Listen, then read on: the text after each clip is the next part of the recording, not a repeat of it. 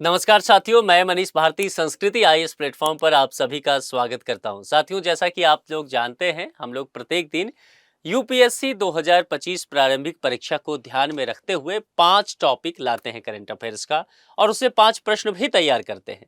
एक प्रश्न मैं आपको दिया करता हूं प्रत्येक दिन, जिसका जवाब आप कमेंट बॉक्स में देते हैं। मैं देख रहा हूं कि आप में से अधिकांशतः लोग सही जवाब दे रहे हैं। ये अच्छी बात है, आगे भी इस प्रक्रिया को जारी रखिए।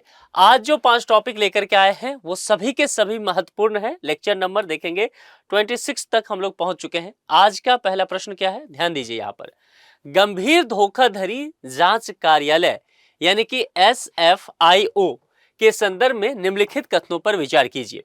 कुछ कथन यहाँ पर दिए गए हैं और आपको कहा गया है कि इसमें से कौन से सही है, ये आपको बताना है। क्या है? गंभीर धोखाधड़ी जांच कार्यालय। सबसे पहले इस चीज को देखिए। अच्छा, इसका शॉर्ट फॉर्म ये भी लिखा हो सकता है, तो बात एक ही है, घबराना नहीं है।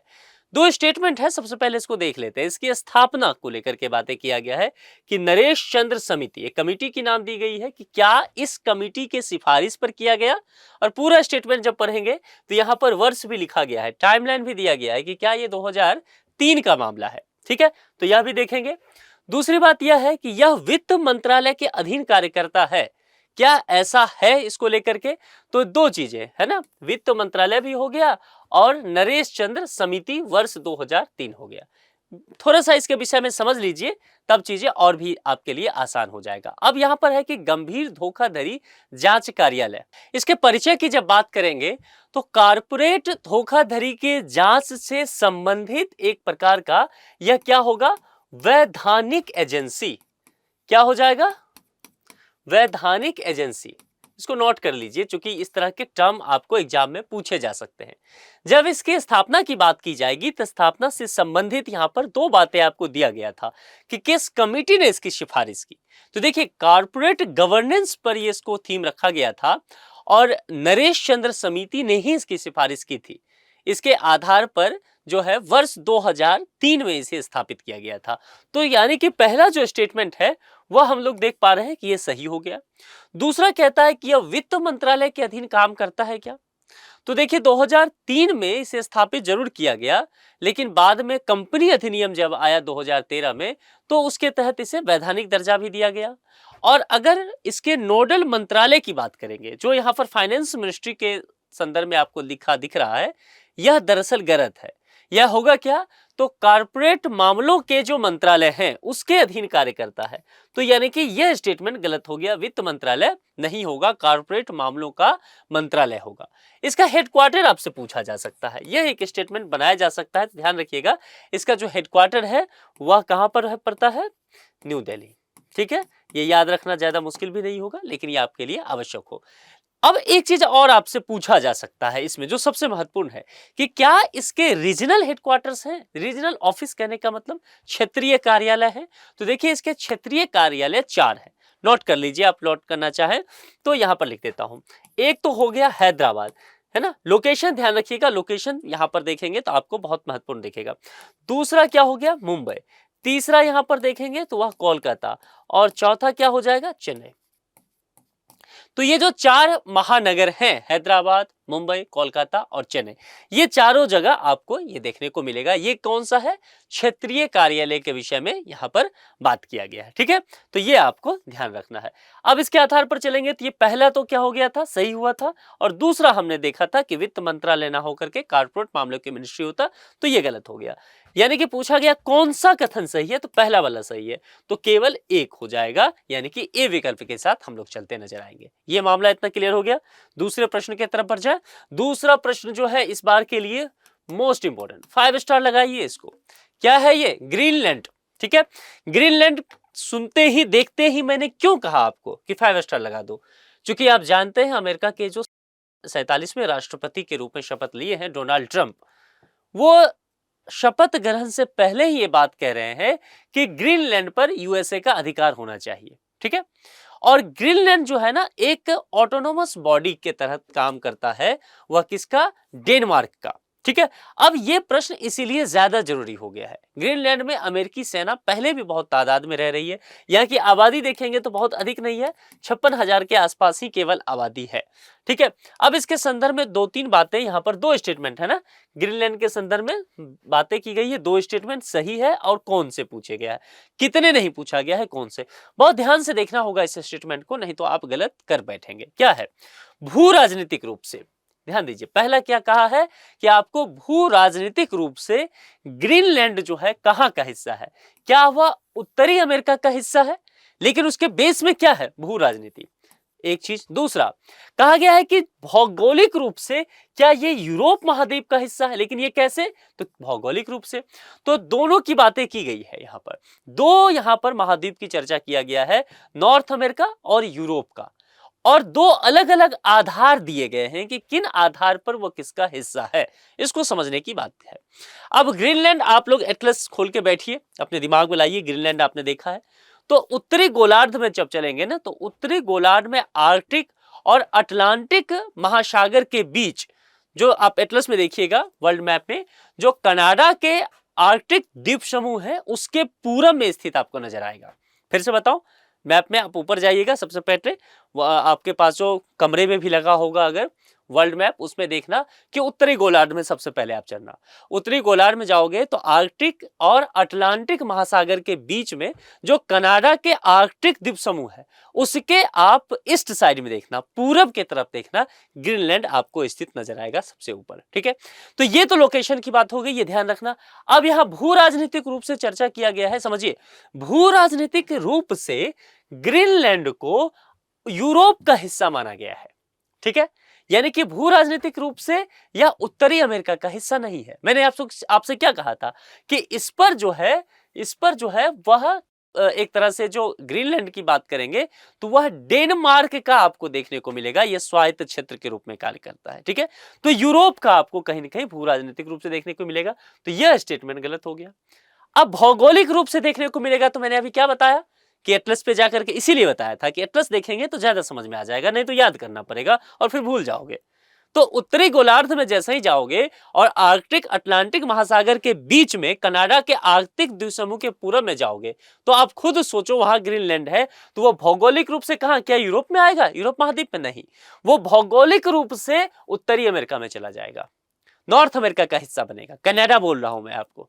ठीक है, तो कुल मिला के देखोगे तो ये वाइस वर्सा है, ये इसका जवाब होना चाहिए था, ये इसका होना चाहिए था, उल्टा कर दिया। दोनों ही स्टेटमेंट गलत हो गया इस वजह से। तो आप देखोगे कौन सा कथन सही है, तो ना तो एक ना ही दो। मामला समझ में आ गया ना? ध्यान से समझना है, बहुत इंपॉर्टेंट प्रश्न है ये पूछा जा सकता है, इसलिए एक एक चीजें इसके विषय में समझ लेना है। चलिए, अब ये प्रश्न भी महत्वपूर्ण है, क्योंकि बजट आया है, बजट के वजह से बहुत सारी चीजें चर्चा में है। केंद्रीय बजट 2025-26 में किसान क्रेडिट कार्ड यानी कि KCC योजना के अंतर्गत ऋण सीमा को 3 लाख रुपये से बढ़ा करके कितनी राशि कर दी गई है, ये मुख्य बातें हैं। 4.5, 5, 6.5 या फिर 7 लाख। आप जानते हैं कि हाल ही में 1 फरवरी को, इसी माह के शुरुआती दिन में, केंद्रीय बजट 2025-26 केंद्रीय वित्त मंत्री निर्मला सीतारमण जी के द्वारा पेश किया गया, और इसके तहत बहुत सारी कल्याणकारी योजनाओं के लिए कुछ घोषणाएं की गई। किसान के हित में ध्यान रखते हुए कि किसानों को अधिक पूंजी मिल सके ताकि वो खेती कर सके, उनकी पैदावार बेहतर हो सके और उनकी आय जो है, आमदनी जो है वह दुगुनी हो सके, इन सब चीजों के लिए सरकार ने यह प्रयास किया कि किसान क्रेडिट कार्ड यानी कि KCC जो है उसके अंतर्गत पहले 3 लाख रुपए का ऋण दिया जाता था, उस संख्या को अब बढ़ा दिया जाए और वह बढ़ा करके 5 लाख तक कर दिया गया है ऋण की राशि। तो यहां पर 3 लाख पहले था, अगर अब आता है तो कहना आप नहीं, ये बढ़ोतरी हो चुकी है और 5 लाख की राशि कर दी गई है। बी विकल्प के साथ जाना है। बजट में ज्यादातर आपको फैक्ट ही आएगा, बहुत कुछ नहीं आएगा। आपको ध्यान रहेगा तो आप जवाब दे पाएंगे, नहीं ध्यान रहेगा तो जवाब नहीं दे पाएंगे, तो ध्यान देना। और खास करके बजट में बिहार से संबंधित जैसे मखाना बोर्ड वगैरह की चर्चा की गई है ना, ग्रीन फील्ड एयरपोर्ट की चर्चा की गई है, ये सब आपको सही से पता होना चाहिए, क्योंकि इस बार प्रश्न पूछने की वहां से पूरी संभावना है, प्रबल संभावना है। चौथे प्रश्न पर चले। परमाणु ऊर्जा मिशन के संदर्भ में निम्नलिखित कथनों पर विचार कीजिए। परमाणु ऊर्जा मिशन लगातार जहां पर भी एनर्जी का टॉपिक मिले ना उसको अच्छे से पढ़ लेना है, और परमाणु ऊर्जा मिशन लगातार चर्चा में बना हुआ है, 4 स्टार डाल लेना है। कहा गया कितने कथन सही है, सही और कितने, है ना, नंबर पूछे गए हैं। 3 है यहाँ पर, सबसे पहले देख लेते हैं। यह मिशन जो है लघु मॉड्यूलर रिएक्टरों के अनुसंधान एवं विकास को बढ़ावा देकर जो हमारी परमाणु ऊर्जा क्षमता है उसको बढ़ाने पर केंद्रित है।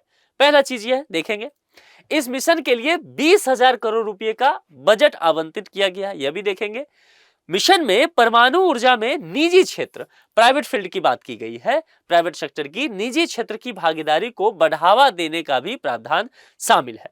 तो कुल मिलाकर के ये 2-3 बातें हुई कि परमाणु ऊर्जा क्षमता को बढ़ाना, जिसके तहत लघु मॉड्यूलर रिएक्टरों के अनुसंधान और विकास को बढ़ावा देना है, बजट में इतनी राशि दी गई है, और क्या प्राइवेट सेक्टर को उसमें इन्वॉल्व करने की बात की गई है। इतनी चीजें हम सभी को जानना है। अब 2-3 बातें सबसे पहले समझ लेते हैं, फिर उसको देख लेंगे हम लोग। देखिए मैंने पहले ही क्या कहा, एनर्जी देखते ही कि जो परमाणु एनर्जी की बात की जाए या एनर्जी की बात की जाए, जहां पर भी एनर्जी दिखेगा ना उसको पढ़ लेना है। क्यों कह रहा हूं, इसके लिए आपको पीवाईक्यू के पास जाना पड़ेगा, प्रीवियस ईयर क्वेश्चन के पास। और जब प्रीवियस ईयर क्वेश्चन के पास जाएंगे ना तब आप यूपीएससी की नब्ज पकड़ पाएंगे, क्योंकि आपको पता चलेगा कि प्रश्न कहां से आ रहा है। आप देखेंगे एनर्जी सेक्टर से काफी प्रश्न पूछे गए हैं, ठीक है। और परमाणु ऊर्जा मिशन लगातार चर्चा में है, इसलिए इंपॉर्टेंट हो सकता है। इसका लक्ष्य क्या है, इसका लक्ष्य जैसा कि आप यहां पर देख भी रहे हैं, लघु मॉड्यूलर रिएक्टरों की बात किया गया है, वहां पर अनुसंधान करना, उसके विकास को बढ़ावा देना और परमाणु ऊर्जा के क्षेत्र में राष्ट्र को बेहतर करना, उसकी क्षमता को बढ़ावा देना, ये इसका एक मोटो रखा गया है, लक्ष्य रखा गया है। तो कुल मिलाकर के मुझे बताइए क्या स्टेटमेंट सही हो गया? बिल्कुल सही हो गया। उसके अलावा कुछ और बातें समझ लीजिए। बजट की जो चर्चा की गई है यहां पर कि 20,000 करोड़ रुपया, अगर बजट पे आपने ध्यान दिया होगा निश्चित तौर पर 20,000 करोड़ जो है इसके लिए राशि आवंटित की गई है। इसके अलावा यहां पर कहा गया कि क्या निजी क्षेत्र को इसमें लाया जाएगा। देखिए निजी क्षेत्र को लाने की बात की गई है ताकि इसको बेहतर किया जाए। इसमें कुछ संशोधन किया गया है कि मिशन के तहत परमाणु ऊर्जा संयंत्रों के निर्माण और संचालन में निजी क्षेत्र की भागीदारी को बढ़ावा देने के लिए हमारे पास पहले जो अधिनियम है इससे संबंधित, क्या कौन सा अधिनियम है, लिख लीजिए, परमाणु ऊर्जा अधिनियम 1962। कब का है ये? 1962 का परमाणु ऊर्जा अधिनियम 1962। दूसरा, परमाणु क्षति के लिए नागरिक दायित्व अधिनियम जो है उसमें भी संशोधन किया जाएगा। और संशोधन का जो उद्देश्य रखा गया है यही कि प्राइवेट सेक्टर की इसमें एंट्री लाई जाए, ताकि हमने जो ऊर्जा क्षमता बढ़ावा देने की बात की है उसमें हमने कहा है लघु मॉड्यूलर रिएक्टरों के जो रिसर्च R&D की बात की है, हमने कहा उसको विकास किया जाएगा, बेहतर किया जाएगा, तो प्राइवेट सेक्टर की भागीदारी आवश्यक है, ठीक है। इसीलिए हमारे पास जो अधिनियम है, चाहे वो परमाणु ऊर्जा अधिनियम 1962 हो, चाहे वो नागरिक दायित्व अधिनियम हो, हम इसमें बेहतर करके संशोधन करेंगे, प्राइवेट सेक्टर की एंट्री करेंगे। इतना मामला समझ आ गया, ये भी स्टेटमेंट सही हो गया। तो आपसे पूछा था कितने कथन सही हैं, तीनों ही कथन सही हुए, सी के साथ हम लोग चलेंगे सभी 3। इतना मामला समझ में आ गया। 5वें पर चले, 5वें टॉपिक पर चलिए। कैरिबियन और उत्तरी ब्राजील शेल्फ क्षेत्र के लिए महासागर समन्वय तंत्र यानी कि OCM जो आप पढ़े भी होंगे, इसकी चर्चा की गई है। किस संस्था की पहल है? मैं इसको कहूंगा 4 स्टार डालिए।